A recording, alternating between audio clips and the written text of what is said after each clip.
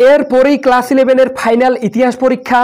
আর আজকের এই ইতিহাস বিষয়ের প্রশ্নপত্রটিতে আমি তোমাদের 3-এর দাগে যে কয়েকটা 8 নম্বরের বড় প্রশ্ন বলে দেব। শেষ মুহূর্তে এই প্রশ্নপত্রটির বাইরে আর কোনো 8 নম্বরের বড় প্রশ্ন পড়ার প্রয়োজন নেই। প্রত্যেকটি 8 নম্বরের বড় প্রশ্ন তোমরা এই প্রশ্নপত্রটি থেকেই কমন পেয়ে যাবে।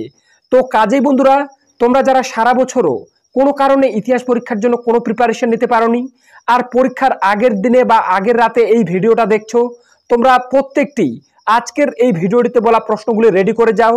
তোমার পরীক্ষা ভালো হতে বাধ্য, পরীক্ষার পর আমাকে থ্যাঙ্কস জানাতে বাধ্য হবে, এতটুকু তোমাদেরকে আমি কথা দিচ্ছি। তাই বারবার বলা হচ্ছে, তোমরা যারা ক্লাস 11-এর ফাইনালে একটু হলেও ভালোভাবে রেজাল্ট করতে চাও, তারা ভিডিওটি বিন্দুমাত্র স্কিপ না করে শেষ পর্যন্ত দেখো এবং প্রত্যেকটি প্রশ্ন আজকের এই প্রশ্নপত্রটিতে যেগুলা বলবো রেডি করে যাও। তোমার ক্লাস 11-এর ফাইনাল ইতিহাস পরীক্ষা ভালো হতে বাধ্য। তো চলো দেখে নেওয়া যাক একের দাগের প্রশ্নগুলিতে কি বলা হয়েছে। তো দেখে নাও একের দাগে সঠিক উত্তরটি নির্বাচন করো। অর্থাৎ একের দাগে তোমাদের মোট 24টি এমসিকিউ প্রশ্ন দেওয়া থাকবে, প্রত্যেকটি প্রশ্নের মান 1 করে, টোটাল 24 নম্বর। 1.1-এর দাগে পৃথিবীর প্রাচীনতম মহাকাব্য হলো, উত্তর হয়ে যাবে খয়ের দাগের অপশনটি অর্থাৎ গিলগামেশ।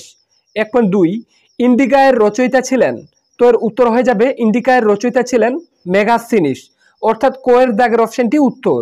1.3 আমির খসরু রচিত গ্রন্থটির নাম হলো, উত্তর খয়ের দাগের অপশনটি কিরান ও সাদাইন। 1.4 মিশরের সব থেকে বড় পিরামিড হলো, কোয়ের দাগের অপশনটি খুফুর। 1.5 মিশরকে নীল নদের দান বলে উল্লেখ করেছেন, উত্তর হয়ে যাবে কোয়ের দাগের অপশনটি অর্থাৎ হেরোডোটাস। 1.6-এর দাগে প্রাচীন ভারতে সর্বপ্রথম কোন শস্যের চাষ শুরু হয়েছিল, তো এর উত্তর হয়ে যাবে গোয়ের দাগের অপশনটি অর্থাৎ জবের। এরপরে দেখে নেব 1.7 পাটলিপুত্র রাজধানী ছিল, উত্তর হয়ে যাবে মগধের, ঘয়ের দাগের অপশনটি উত্তর। 1.8 গুপ্ত বংশের প্রতিষ্ঠাতা ছিলেন, উত্তর শ্রীগুপ্ত। 1.9 কাবুলিয়ত ও পাট্টা ব্যবস্থার প্রবর্তন করেন, উত্তর হয়ে যাবে খয়ের দাগের অপশনটি শেরশাহ। 1.10 অর্থশাস্ত্রের লেখক হলেন, তো এর উত্তর হয়ে যাবে কৌটিল্য, খয়ের দাগের অপশনটি উত্তর। 1.11 দিল্লির কোন সুলতান সর্বপ্রথম খলিফার স্বীকৃতি পান, তো এই প্রশ্নটির উত্তর হয়ে যাবে কোয়ের দাগের অপশনটি ইলতুৎমিশ। 1.12 ইকতা প্রথার প্রবর্তক কে, তো আশা রাখি এই প্রশ্নটির উত্তর তোমরা প্রত্যেকে জানো। এই প্রশ্নটির উত্তর কি হবে তোমরা আমাকে অবশ্যই কমেন্ট সেকশনে কমেন্ট করে জানাবে, আর যদি না পারো তাহলে আমি অবশ্যই কমেন্ট সেকশনে আমি নিজেই এই প্রশ্নটির উত্তর করে দেব। তাই বন্ধুরা বারবার বলছি, এই প্রশ্নটির উত্তর কি হবে তোমরা যদি জেনে থাকো অবশ্যই কমেন্ট সেকশনে কমেন্ট করে জানাবে। আমি দেখতে চাই তোমরা ক্লাস 11-এ কে ইতিহাস বিষয়ে একটু হলেও পড়াশোনা করেছো, এই প্রশ্নটি ভালোভাবে তোমরা কিন্তু কমেন্ট সেকশনে জানাবে। এরপরে দেখে নেব 1.13-এর দাগে পালিয়ে যাওয়া কৃতদাসদের বলা হতো, তো এর উত্তর হয়ে যাবে ঘয়ের দাগের অপশনটি মেনুমিশীয়। এরপরে 1.14-এর দাগে প্রাচীন কোন সভ্যতায় দাস প্রথা সংক্রান্ত নথি পাওয়া যায়, তো এর উত্তর হয়ে যাবে প্রাচীন কোয়ের দাগের অপশনটি মিশর সভ্যতায় দাস প্রথা সংক্রান্ত নথি পাওয়া যায়। এরপর 1.15-এর দাগে তাইত কোডটি ছিল, উত্তর হয়ে যাবে খয়ের দাগের অপশনটি অর্থাৎ ধর্মকর। 1.16-এর দাগে সর্বপ্রথম দাস বাজার গড়ে উঠেছিল, উত্তর হয়ে যাবে কিওসে অর্থাৎ ঘয়ের দাগের অপশনটি উত্তর। 1.17 অর্থশাস্ত্রে কত প্রকার বিবাহ রীতির উল্লেখ আছে, উত্তর হয়ে যাবে ঘয়ের দাগের অপশনটি অর্থাৎ 8 প্রকার। এরপরে দেখে নেব 1.18-এর দাগে মিশরের লজ্জা নামে পরিচিত, তো এর উত্তর হয়ে যাবে মিশরের লজ্জা নামে পরিচিত, উত্তর খয়ের দাগের অপশনটি অর্থাৎ ক্লিওপেট্রা। 1.19 দিন-ই ইলাহি প্রবর্তিত হয়, তো এর উত্তর হয়ে যাবে কোয়ের দাগের অপশনটি অর্থাৎ 1582 খ্রিস্টাব্দে, অর্থাৎ কোয়ের দাগের অপশনটি উত্তর। 1.20-এর দাগে আকবর ইবাদতখানা তৈরি করেন, উত্তর হয়ে যাবে ঘয়ের দাগের অপশনটি ফতেপুর সিক্রিতে। এরপরে দেখে নেব 1.21-এর দাগে কি আছে, মূলত যে শহরকে কেন্দ্র করে হজরত মুহাম্মদ ইসলাম ধর্ম প্রচার করেছিলেন, তো এর উত্তর হয়ে যাবে খয়ের দাগের অপশনটি অর্থাৎ মদিনা শহরকে। 1.22-এর দাগে সেফটি ল্যাম্প আবিষ্কার করেন, তো এর উত্তর হয়ে যাবে গোয়ের দাগের অপশনটি অর্থাৎ হামফ্রে ডেভি। 1.23 ঝড়ের অন্তরীপ নামকরণ করেন, উত্তর হয়ে যাবে খয়ের দাগের অপশনটি বার্থেলোমিউ দিয়াজ। 1.24 ক্রিস্টোফার কলম্বাস কোথাকার নাবিক ছিলেন, তো এর উত্তর হয়ে যাবে ক্রিস্টোফার কলম্বাস নাবিক ছিলেন ঘয়ের দাগের অপশনটি অর্থাৎ ফ্রান্সের। এরপরে দেখে নেব 2-এর দাগের প্রশ্নগুলি, কিন্তু তার আগে তোমাদের জানিয়ে রাখি 1-এর দাগে আমি যে 24টা এমসিকিউ প্রশ্ন বললাম এখানকার প্রত্যেকটা প্রশ্ন খুবই গুরুত্বপূর্ণ, তুমি ভালোভাবে রেডি করে যাও। আশা রাখি এই প্রশ্নগুলোর মধ্যে তুমি কিন্তু অনেক প্রশ্ন কমন পেয়ে যাবে।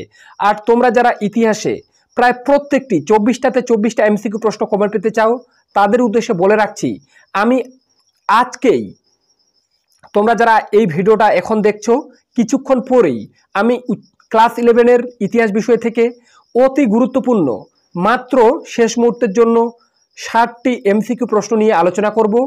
তাই তোমরা যারা সেই ভিডিওটিও চাও সবার আগে তোমার কাছে পৌঁছে যাক আর তুমি সেই 60টি এমসিকিউ প্রশ্ন পড়ে ইতিহাসে প্রায় প্রত্যেকটা কমন পাও, তার জন্য অবশ্যই চ্যানেলটি সাবস্ক্রাইব করে রাখো। আজকের মধ্যেই ওই ভিডিওটি আপলোড করা হবে।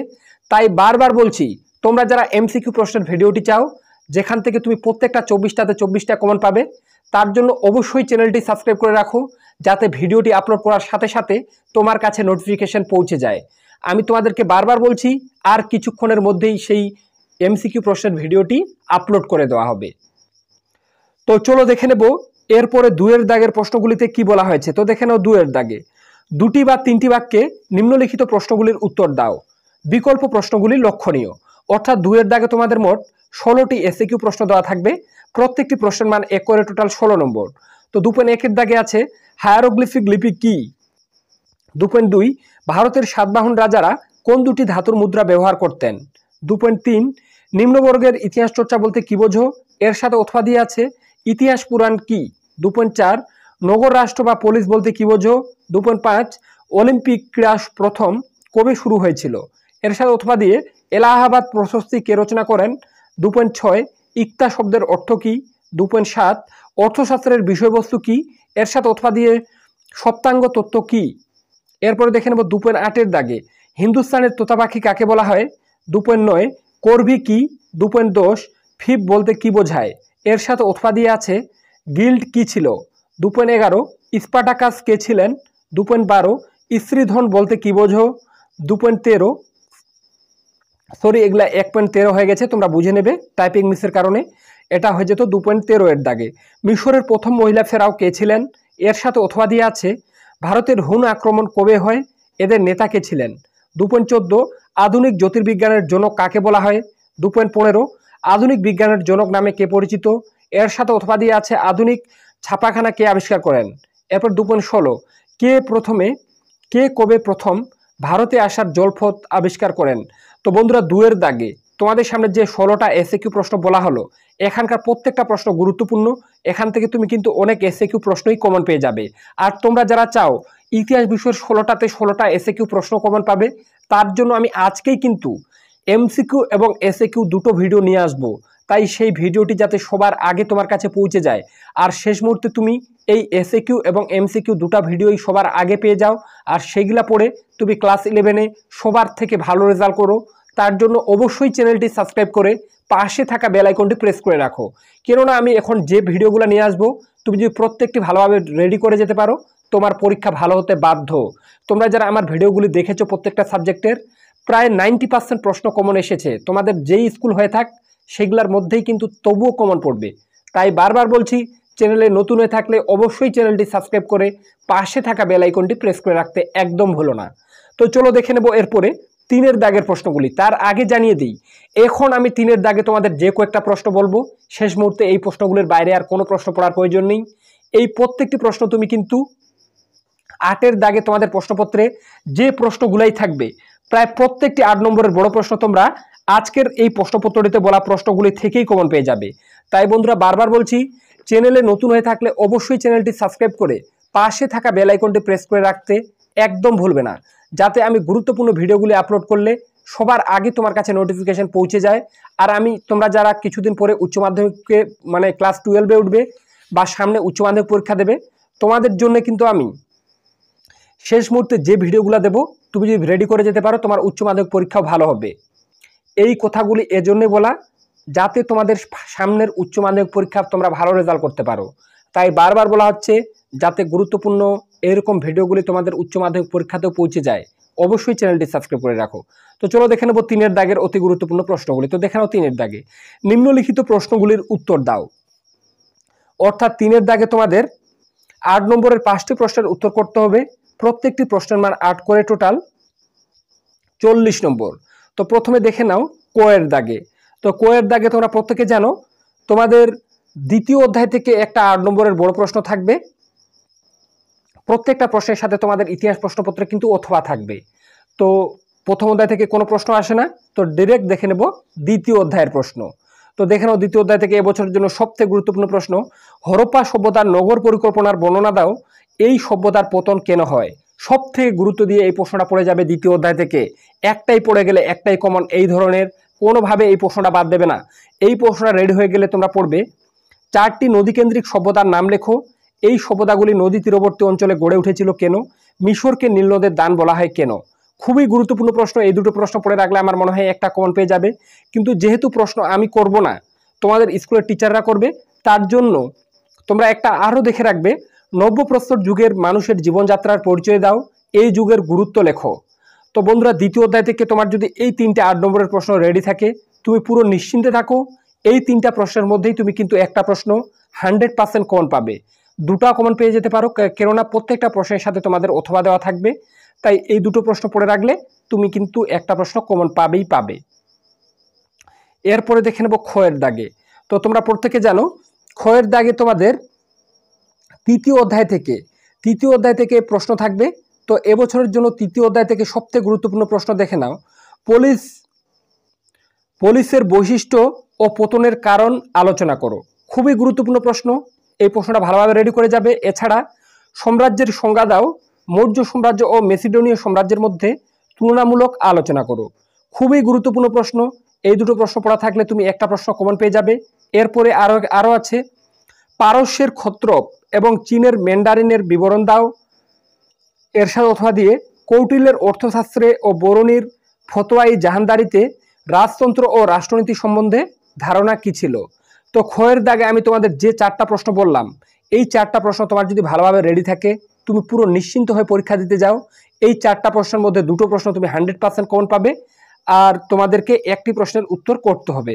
এই 4টা প্রশ্ন খ-এর দাগে আমি যেগুলা বললাম ভালোভাবে পড়ে যাও, তোমার পরীক্ষা ভালো হতে বাধ্য।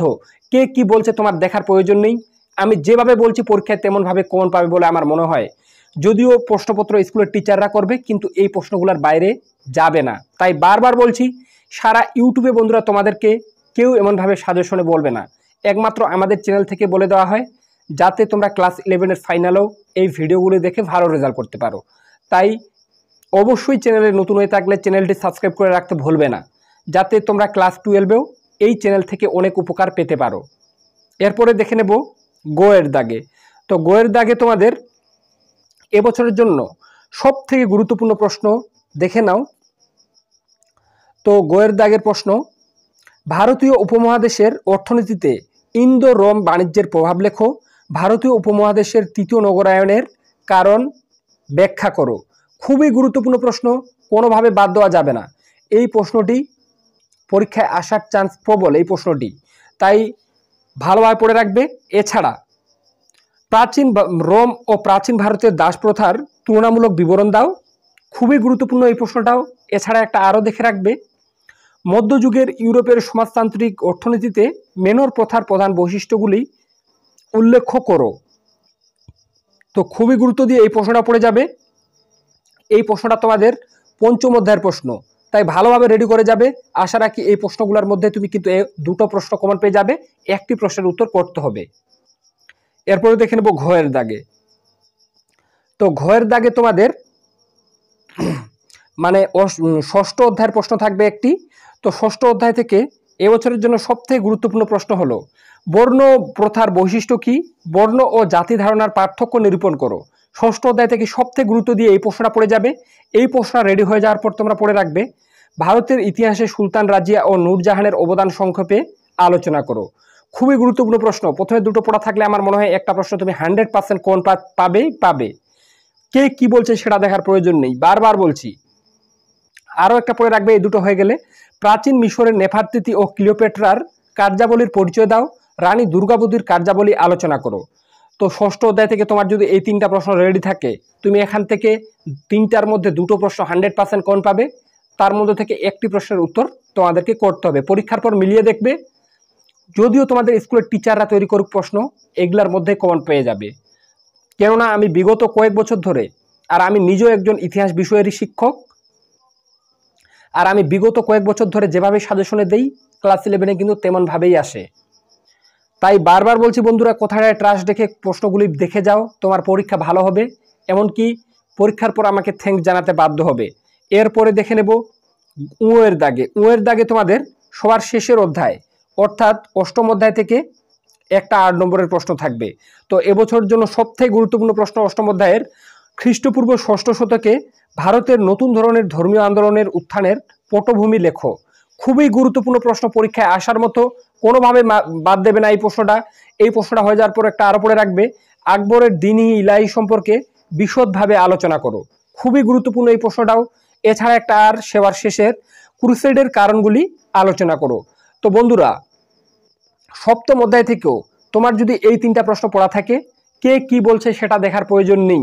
এই 3টা প্রশ্ন রেডি করে যাও, তোমার পরীক্ষা ভালো হতে বাধ্য। পরীক্ষার পর মিলিয়ে দেখবে যে দাদা বলেছিল প্রত্যেকটা প্রশ্ন কমন পেয়েছি। সারা ইউটিউবে বন্ধুরা তোমাদেরকে এমনভাবে সাজেশনে কেউ বলবে না। আমি উচ্চ মাধ্যমিক আর একাদশ শ্রেণীর জন্যই কিন্তু এতদিন ভিডিও বানিয়ে এসেছি আর এতদিন পড়াই, আর এক বছরও এমন হয়নি যে কমন পড়ে না। তাই বন্ধুরা, কোথায় ট্রাস্ট রেখে এই প্রত্যেকটা বড় প্রশ্ন রেডি করে যাও, তোমার পরীক্ষা ভালো হবেই। আর ক্লাস 12 অর্থাৎ উচ্চ মাধ্যমিক পরীক্ষা তোমরা যখন দিতে যাবে, এই চ্যানেল থেকে অনেক উপকার পাবে। তাই এখন না হলেও উচ্চ মাধ্যমিক পরীক্ষার কথা ভেবে তোমরা চ্যানেলটি সাবস্ক্রাইব করে পাশে থাকা বেল আইকনটি প্রেস করে রাখো। তো দেখা হবে নেক্সট কোনো ভিডিওতে।